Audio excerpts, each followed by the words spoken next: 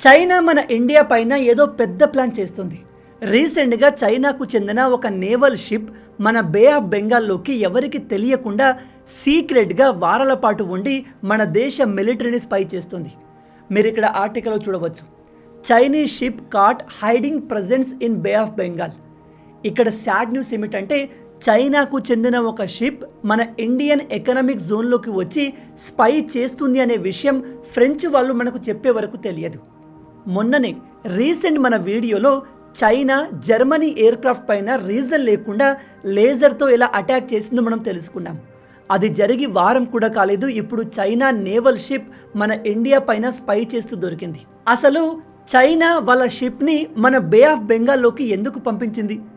ఈ షిప్ సీక్రెట్గా వారాల పాటు అక్కడే ఉండి ఏం చేస్తుంది? చైనా ఏం ప్లాన్ చేసింది?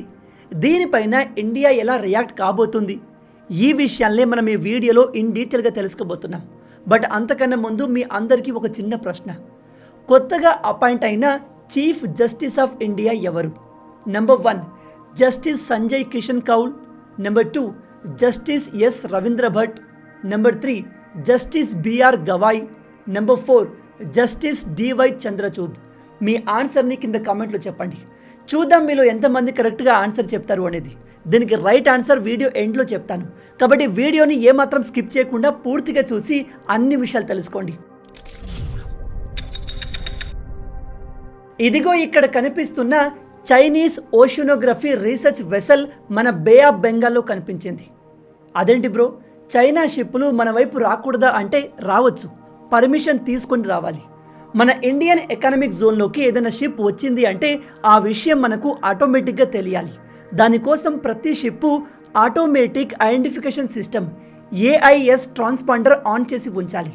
కానీ ఈ చైనా షిప్పు ఈ ట్రాన్స్పాండర్ని ఆఫ్ చేసింది.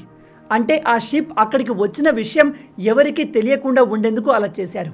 మీలో తెలియని వాళ్ళకి చెప్తున్నాను, సముద్రంలో తిరిగే ప్రతి authentic ship automatic identification system ట్రాన్స్పాండర్ని ఆల్వేస్ ఆన్ చేసి ఉంచాలి.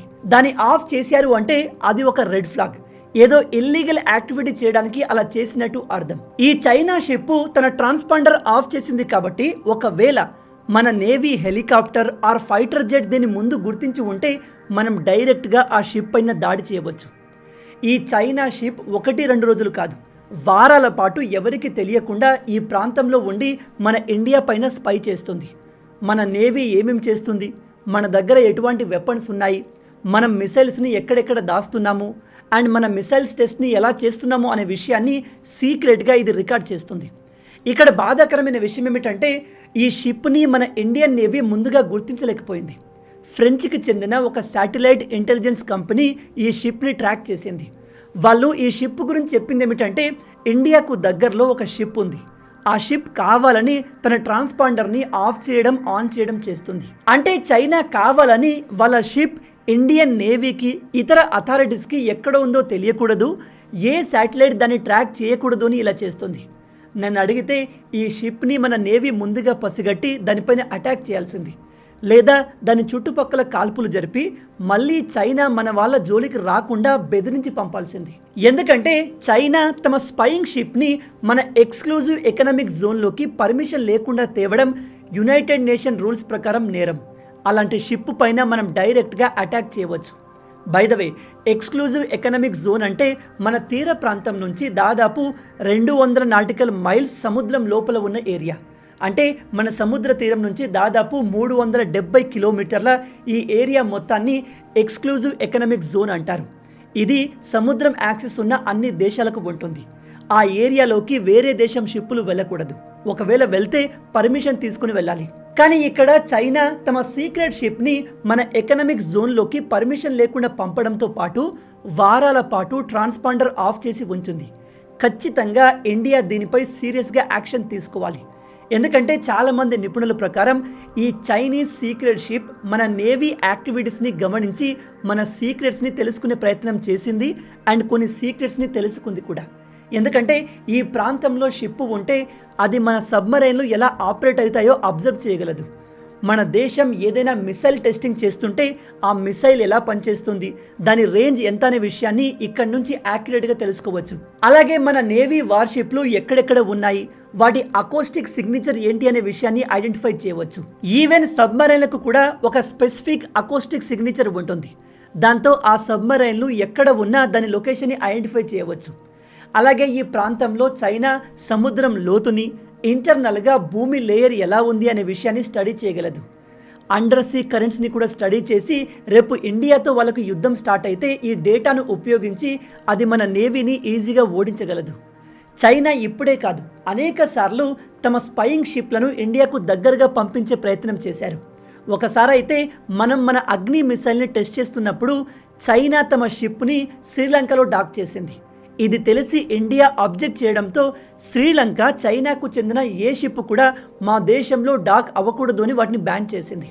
శ్రీలంక బ్యాన్ చేసింది అని ఇప్పుడు వీళ్ళు ఈ ప్రాంతంలో తమ షిప్లను డాక్ చేసి మన ఇండియా పైన స్పైయింగ్ చేస్తున్నారు. ఈ చైనా షిప్లు రెగ్యులర్గా మన ఇండియన్ ఈస్ట్ కోస్ట్ ఏరియాలో, శ్రీలంకలో, అండమాన్ నికోబార్ ఐలాండ్కి దగ్గరగా వస్తుంటాయి. అక్కడి నుంచి మన ఇండియాను కంటిన్యూగా స్పై చేస్తూ ఉంటాయి. నిజం చెప్తున్నాను, చైనా ఇండియాను అన్ని విధాలా స్టడీ చేసి రేపు యుద్ధంలో ఆ డేటాను ఉపయోగించబోతుంది. చైనా కేవలం మనతోనే కాదు, ఇలా చాలా దేశాలతో చేస్తుంది. వాళ్ళు ఏదో పెద్దగా ప్లాన్ చేస్తున్నారు. ఈ విధంగా చైనా ఇల్లీగల్గా మన పైన స్పై చేస్తుంది అని మన ఇండియా యునైటెడ్ నేషన్లో కంప్లైంట్ చేసిందే అనుకోండి. చైనా ఏం చెప్తుందో తెలుసా? మేము ఏ దేశాన్ని స్పై చేయట్లేదు, ఈ షిప్ మా నేవీకి సంబంధించింది కాదు, ఇది కేవలం రీసెర్చ్ పర్పస్ కోసం డిజైన్ చేసింది, వాటిని మేము ఇతర దేశాలపైన స్పై చేయడానికి యూజ్ చేయము అని చెప్పి ఈజీగా తప్పించుకుంటుంది. కానీ రియాలిటీ ఏమిటంటే ఈ షిప్ కలెక్ట్ చేసే డేటాని డ్యూయల్ పర్పస్లో ఉపయోగించవచ్చు. ఒకటి, వీళ్ళు చెబుతున్నట్టుగా రీసెర్చ్ పర్పస్ కోసం వాడవచ్చు. రెండు, ఈ సేమ్ డేటాను ఉపయోగించి చైనా మన ఇండియాను ఓడించడానికి, మనపైన దాడి చేయడానికి ప్లాన్ చేయవచ్చు. అంటే యుద్ధంలో కూడా ఈ డేటా చైనాకు ఉపయోగపడుతుంది. ఇక్కడ చైనా కలెక్ట్ చేస్తున్న ఈ డేటా ఎంత డేంజరస్ అంటే రేపు ఇండియా చైనా యుద్ధం స్టార్ట్ అయితే మన బే ఆఫ్ బెంగాల్లో సముద్రం ఎలా ఉంది, ఎంత లోతు ఉంది, సముద్రం లోపల కరెంట్స్ ఎలా ఉన్నాయి, సీబెడ్ ఎలాంటిది, అండ్ ఈ ఏరియాలో ఇండియన్ సబ్మరైన్లు ఎలా ట్రావెల్ చేస్తాయి, ఇలా ప్రతిదీ వాళ్ళకు తెలుసు. కాబట్టి మనల్ని ఓడించడం చైనాకు ఈజీ అవుతుంది. కాబట్టి ఇలాంటి చైనా షిప్లు మన దరిదాపులో కూడా ఉండకూడదు. వస్తే వార్నింగ్ లేకుండా డైరెక్ట్గా వాటిపైన దాడి చేయాలి. కానీ మనం అలా చేయలేకపోయాం.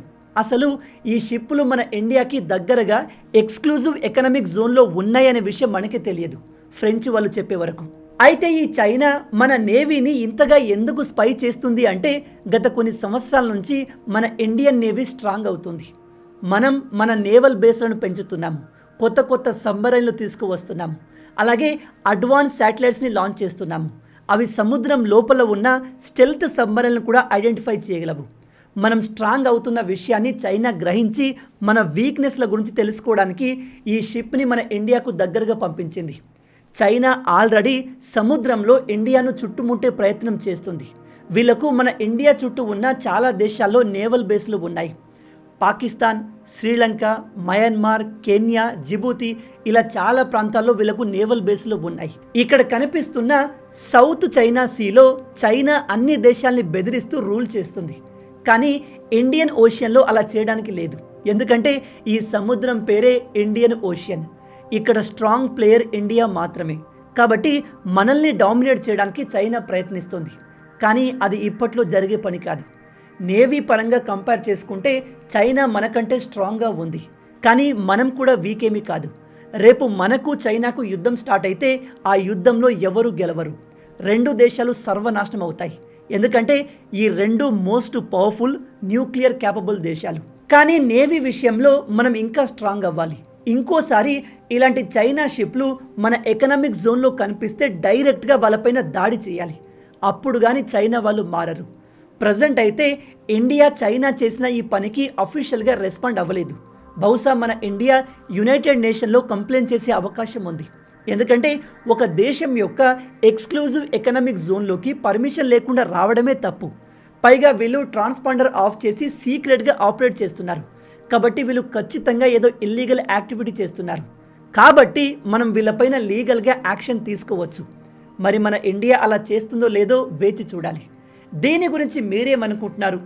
చైనా ఇక్కడ ఏం చేస్తుంది కావచ్చు? వీళ్ళు మన ఇండియా పైన ఏం ప్లాన్ చేస్తున్నారు? మీ ఆలోచనల్ని కింద కామెంట్లో మాతో షేర్ చేసుకోండి. ఇక నేను మిమ్మల్ని మొదట్లో అడిగిన ప్రశ్నకు సమాధానం విషయానికి వస్తే, కొత్తగా చీఫ్ జస్టిస్ ఆఫ్ ఇండియాగా అపాయింట్ అయిన వ్యక్తి ఎవరు? దీనికి right answer number 3, justice BR Gavai. మీలో ఎంతమంది దీనికి కరెక్ట్గా ఆన్సర్ చేయగలిగారు? హానెస్ట్గా కింద కామెంట్లో చెప్పండి. ఈ వీడియో మీకు నచ్చింది అనుకుంటున్నాను. మా వీడియోస్ మీకు ఇన్ఫర్మేటివ్గా అనిపిస్తే ఊరికే చూసి వెళ్ళిపోకుండా వీడియోని లైక్ చేయండి. అండ్ ఇలాంటి మరిన్ని ఇంట్రెస్టింగ్ వీడియోస్ కోసం మన ఛానల్ని సబ్స్క్రైబ్ చేసి మమ్మల్ని సపోర్ట్ చేయొచ్చు కదా. ఇది మీకు కంప్లీట్లీ ఫ్రీయే, కానీ మీరు చేసే ప్రతి ఒక్క లైక్ అండ్ సబ్స్క్రిప్షన్ మాకు మరిన్ని వీడియోస్ చేయడానికి ఒక మోటివేషన్లా ఉంటుంది. రాబోయే వీడియోలో ఇంకో ఇంట్రెస్టింగ్ టాపిక్తో మళ్ళీ కలుద్దాం. అంటిల్ దెన్, జై హింద్.